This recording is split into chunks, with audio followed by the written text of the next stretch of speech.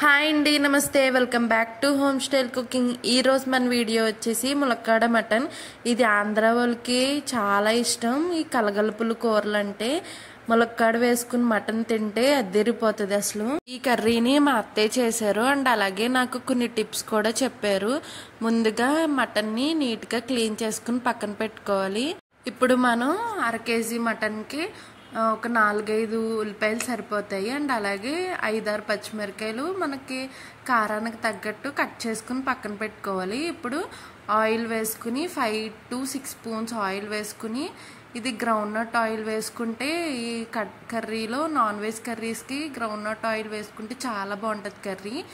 ఇప్పుడు ఆయిల్ వేసుకుని onions and పచ్చిమిర్చి వేసేసుకుని కొంచెం సాఫ్ట్గా అయ్యే వరకు ఫ్రై చేసుకోవాలి. ఇప్పుడు క్లీన్ చేసుకున్న మటన్ కూడా దీంట్లో వేసుకుని కొంచెం కలుపుకోవాలి. 2-3 స్పూన్స్ అప్పుడే దంచి పెట్టుకున్న అల్లం వెల్లుల్లి పేస్ట్ వేసుకోవాలి. బాగా మిక్స్ చేసుకోవాలండి. నాన్ వెజ్ కర్రీసే పెద్ద ప్రాసెస్లా కనిపిస్తాయి, కానీ అవి బాగా సింపుల్గా, ఈజీగా, ఫాస్ట్గా అయిపోతాయి. ఇలాగా కొంచెం పసుపు వేసుకుని బాగా కలుపుకుని మూత పెట్టేసుకోవాలి. వాటర్ అనేవి ఊరిన తర్వాత మనం ఇప్పుడు ఒక 2.5 స్పూన్స్ కారం వేసుకుని బాగా కలుపుకోవాలి. మనం కలుపుకున్న దాన్ని బట్టే ఉంటుంది కర్రీ అంతా. ఇలా కొంచెం లైట్గా కలిపేసి ముక్కలు ఇడిపోతాయి అని కాకుండా బాగా మంచిగా కలుపుకోవాలి. ఇలాగా కలగలుపుల కూరలు అంటే ఎంతమందికి ఇష్టమో నాకు కామెంట్ చేయండి. మన ఛానల్ని ఫస్ట్ టైం చూస్తున్నట్టయితే like, share, subscribe to my channel.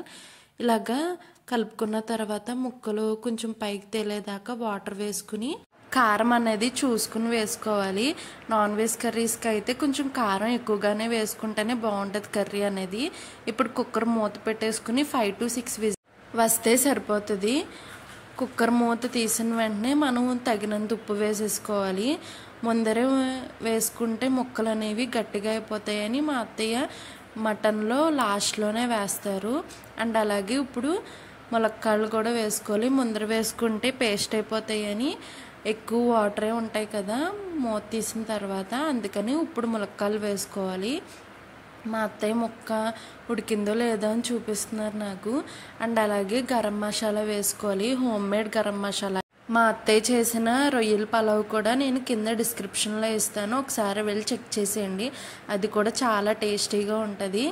ఇలా కొన్ని వాటర్ ఉండగా మనం కారం, ఉప్పు, గరం మసాలా అన్నీ చెక్ చేసుకోవాలి. లేదా దగ్గరికి వచ్చేసే టైంకి వేసుకుంటే ముక్కకు పట్టేస్తుంది. ఇలాగా కొంచెం దీంట్లో గసగసాల పొడి వేసుకోవాలి. నాన్ వెజ్ కర్రీస్లో గసగసాల పొడి వేసుకుంటే చాలా బాగుంటుంది, టేస్టీగా కూడా ఉంటుంది. అలాగే కొంచెం కొత్తిమీర వేసుకోవాలి.